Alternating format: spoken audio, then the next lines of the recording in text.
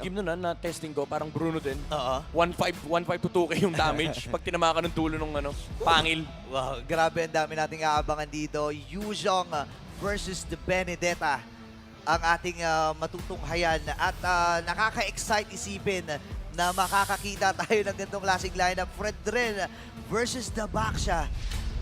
Again, this is game number 2, Blacklist International at AP Bren. Kailangang makuha ng Hive ang pagkapanalo para ma-extend ang serye to game number 3.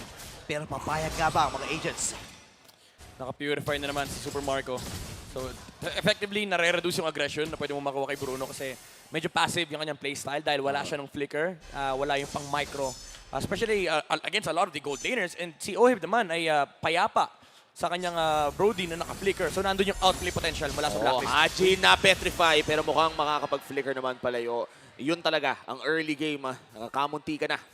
Yeah, agility, 3 members para sa Blacklist International. Talagang takbuhan at maagang rotation ang kanilang isasagot. Kasi nga naman, pag meron kang Baksha, kailangan mabilis ka rin humabol eh. Oo. Kasi malamang sa malamang gagawin yan, aagaw lang ng mga resources sa'yo bago siya pumunta dun sa kanya eh.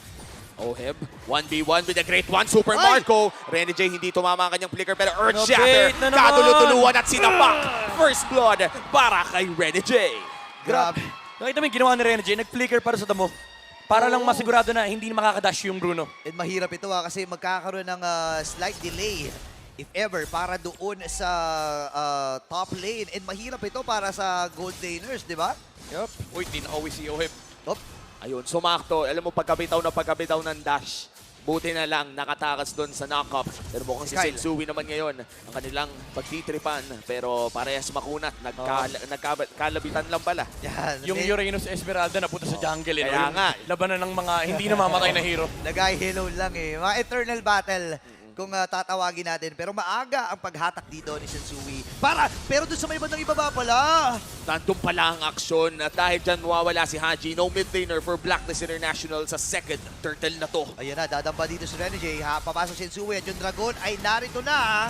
Edward looking for the play. Ogwen goes down. At yung turtle ay mapupunta pa rin sa Baksha. And this is AP Bren trying to escape after that fight. Pero hindi pala dahil gusto nilang sugurin pa. Pero yun na nga, turtle 1-0 na. Medyo greedy yung naging choice ng Blacklist International to go on to the Minotaur. Pero maintindihan mo eh, medyo sobrang, hindi nga medyo eh, sobrang kunat actually ni Baksha sa early game. So it's kind of understandable na nag-turn yung Blacklist just to get a kill tapos 50-50. Kasi at the very least, may makukuha silang kill. Pero Haji, kailangan niya mag-ingat dito ha. Nakita natin yung willingness ni Flap TZ gamitin yung Petrify para lang ma-force out yung flicker kasi ang nangyayari dyan is nalilimit yung aggression ng mid laner ng Blacklist. Actually, sinamantala rin yung pagkakataon na level 3 pa rin si Ogwen. Kaya talagang tinake down na kagad nila at walang threat para sa Minoan's Fury mula sa kanilang kupunan. 2-1 ang ating score. Lamang ng barya-barya lamang ang Blacklist International. Pero ang maganda naman dito, yung magkabilang gold laner natin, medyo safe pa rin. Bukod sa pagkakamatay kanina nitong si Super Marco. Tsaka ang nakikita natin no, sa AP Bren ngayon, talagang alam nila na mas mataas ang cooldown ng flicker kaysa ng Petrify. Kaya Tama. okay lang. Tama. Burn mo Oo. lang ng burn yung Petri para mag-flicker yung Kaya kalaban. yung mga XP laner, pag nag-clear kayo ng XP, huwag kayong matakot na i-Petrify yung mid laner. Flap TCD tumama ang kanyang Electo final blow pero si Haji ngayon with a one-man knockup pero mukhang babagsak na si Sensui in that fight. Talagang ginaw nila eh. Kasi alam nila na wala ng dash itong si Sensui at hindi na makakatakas pa doon sa ginawang attempt para sa AP Bren. Pero malaki-laking platings ang nakuha ni Edward doon. Halos 40% or 60% rather ng platings doon. So in terms of gold, medyo kami kalamangan ng konti dito ang si Edward. Ganda rin nung ginawa ni Ogwen. Hinold niya yung kanyang first kill para di makapag-appreciate sa yung Frederick. Kasi laki nung, feeling ko, pag bumagsak yun, 3 patay doon eh. Oo. Sure yun eh. Lalo na pag puno yung crystalline armor na passive. So ngayon, second third ng ating game ay available na pero si Kyle TZ, uunahan na niya. Kaya lang wala siyang kamali-mali doon sa pixel. Pero may kita na kagad with that Azure Echo itong si Rene J. Pero Sensui lumalapit. Ogwen ay narito rin. Edward, nagkatawang dragon na pero mukhang liliko lang ng saglit.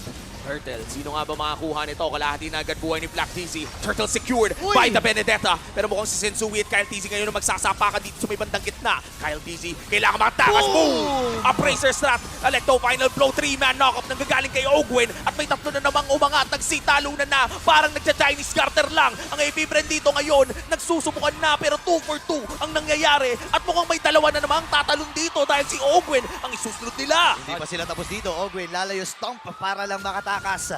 At grabe yung pinapakita ng ating magkabilang kumulan. Hindi papayag na walang bawi ang isa't isa. Oo, grabe yung trade na hinahabol dito ng Blacklist International. Again, hindi sila na fully nagko-commit dun sa Turtle. If makuha yung Turtle, so be it. Pero nag-focus sila sa pagpatay ng mga heroes. Pero ang ganda nung pinakitang pag-in and out ni Flap TZ. Hindi siya yung parang naghihintay ng charge sa loob ng teamfight, kundi lumalabas siya, tapos papasok ulit, electro final blow, and ginagamit na yung eye for an eye at the perfect timing. Nakakuha pa siya ng 2 kill for AP Bren. Grabe. Ang tapang dito ni Kyle TZ, pero Super Marco focus lang sa kanyang goal. Habang yung damage, look at that! Wow, ang sakit! Pero mabilis nila may clear yung catapult na yun. So, failed attempt para sa AP Bren na mapatumba yung torre doon sa may bandang itaas. Pero Sensui may ginagawa pala. Oo, may nanakaw ng purple buff and ngayon blacklist at AP Bren. This is anybody's game entering the 6-minute mark. Nagtatalunan lamang ang ating gold lead na hindi pang lumalagpas ng 400. Yan, dikit na dikit talaga. Pero si Renny J, tatalon din. 2v3 scenario. Renny J ngayon, medyo delikado. Hindi tatama ang Minoan Fury, pero mukhang si Sensui makakuha ng kanyang purple buff. Yan, Grabe reset. naman, grabe naman yung ultra invade na ginagawa ng AP Bren. Pinaforce lang nila na pumunta dito yung Blacklist International, so they have to deal with the Minotaur. Pero napagamit sila ng Minoan Fury and magkakaroon na yung Turtle and may hawak na ulti si Haji. Yeah, and ang ganda na ginagawa actually ng AP Bren, no? Right after nilang basagin yung top lane, dumisiplina sila eh. Hindi nila ma-atim kasi na may mamatay pa sa kanila dahil yung next to Turtle ay pabuhay na ranga rin naman. Nagamit na dito yung Astral Echo at ngayon. Renny J makakapag-primal raft path, makakapag-heal back. Edward ngayon, naghahanap ng biktima pero Turtle ata magiging Uy, yung focus sa zone! pares na kupunan. Uy! And that's gonna be the Frederick securing it. Flap TZ goes down at mukhang itutuloy pa nga ng AP Bren ang laban dito. Si Sensui na ata ang isusunod nila. Super Marco dashes in. Pero si Ohib ngayon, corrosive strike, tumatama na. Torn apart memory, not yet the kill dahil si Flap TZ ang kukuha ng kill na yon. Unti-unti nang kumakati dito si Oheb and ito yung rason kung bakit talagang pinantatapat ang isang Brody against dito sa sa Bruno dahil yung kung innate damage lang ang pag-uusapan, parehas mataas to eh. Yeah, tsaka ang lamang ni Brody sa teamfight is spread across the enemies yung kanyang damage output dahil meron pang Thorn apart memory. Now, looking at the items, meron ng Blade Armor si Sensui dito, so kaya niya ng harapan yung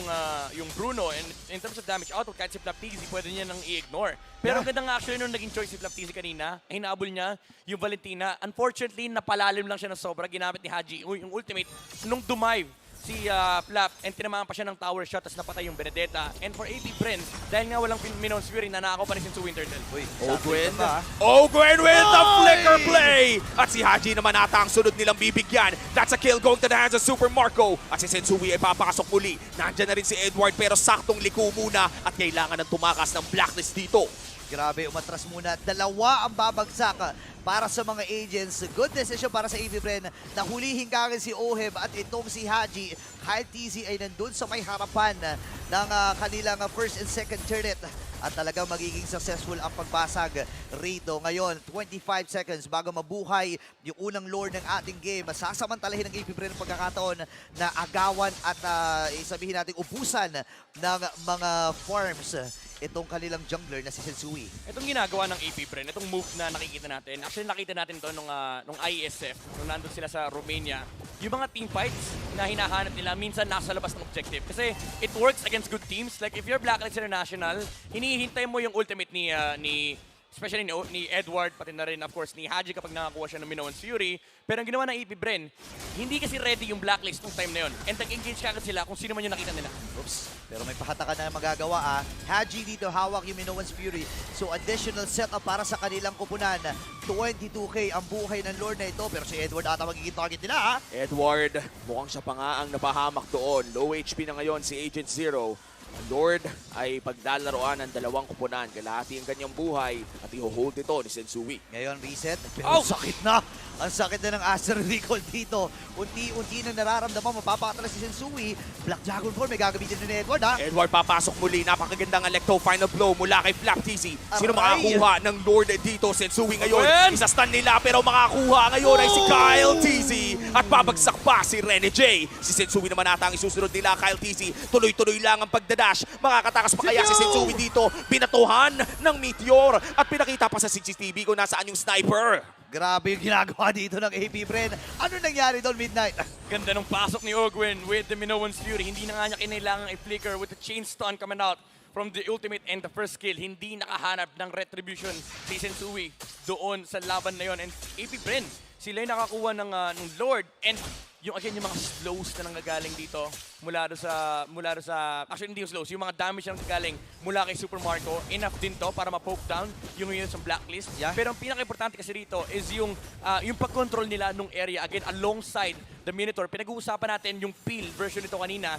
AP Bren naman yung may hawak na to ngayon. Ang ganda ng pasok dito ng AP Bren at may Lord pa silang kasama sa may bandang gitna.